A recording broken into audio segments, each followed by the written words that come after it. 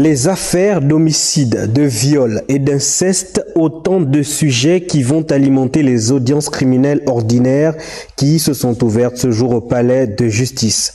La première affaire ce matin, c'est celle du nommé Haruna Adamou qui avait tenté d'assassiner des journalistes reporters en 2017 au village artisanal. Qu'est-ce qui a bien pu se passer ce jour? Patricia Lidimwele, Priscilla Mwanda et Juste Njana nous expliquent. Dispositif militaire en place pour l'arrivée des prisonniers accompagnés des forces de l'ordre, lesquels contrôlent les détenus devant la porte d'entrée. Un calme règne dans la salle lorsque de jeunes visages font leur entrée. De la déception perçue sur les visages des personnes venues assister à cette session. Avant l'audience, l'avocat d'un ton calme échange avec son client qu'elle tente de rassurer, mais elle est remise à l'ordre par un agent de sécurité. Son client, c'est bien Haruna Adamou, de nationalité nigérienne, qui, à la barre, se présente avec un chapelet à la main, comme pour marquer son innocence et son appartenance à sa religion, l'islam. Le président de séance ouvre la session avec à la barre l'accusé.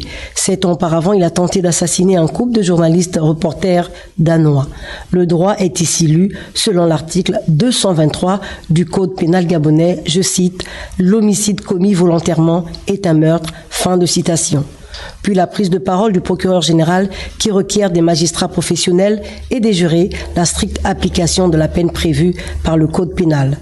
Il est reproché à Haruna Adamou, âgé de 53 ans, au moment des faits, en 2017, d'avoir tenté un meurtre sur des professionnels des médias danois. En effet, pour des raisons religieuses, le mis en cause a pris les Danois pour des Américains. L'accusé quitte Boué, où il vit depuis 89, pour Libreville. Il erre dans la capitale pendant 3 jours et finit par mettre la main sur un couple danois au village artisanal qu'il prend pour des Américains. Haruna reproche à ces derniers d'avoir déclaré Jérusalem capitale d'Israël et soutient qu'ils n'ont pas toujours eu de la considération pour les musulmans, aveu qu'il a d'ailleurs reconnu à la barre. Au regard de cette antipathie, Haruna Adamou surprend les journalistes danois qui s'expriment en anglais et les prend pour cible. Il assène plusieurs coups de couteau au monsieur au thorax, à la tête et à la poitrine, et la femme, en voulant intervenir, reçoit 2 coups de couteau.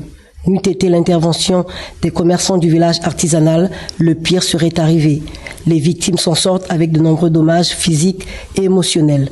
Concernant ce procès, je suis quand même extrêmement peu déçue par la condamnation à perpétuité qu'a reçu mon client, tout simplement parce qu'on n'a pas pris en compte le caractère psychiatrique de mon client.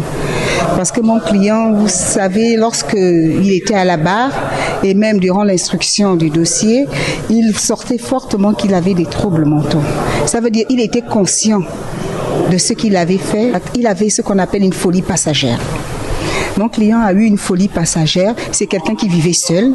C'est quelqu'un qui n'avait pas d'amis, qui n'avait pas d'attache, qui faisait les ménages dans une mosquée. Et puis un jour, il était ami juste avec son téléviseur. Un jour, il s'est réveillé et il a vu une décision qu'avait pris Trump. Il n'est pas d'accord. Il est venu à Libreville pour faire du mal aux Américains.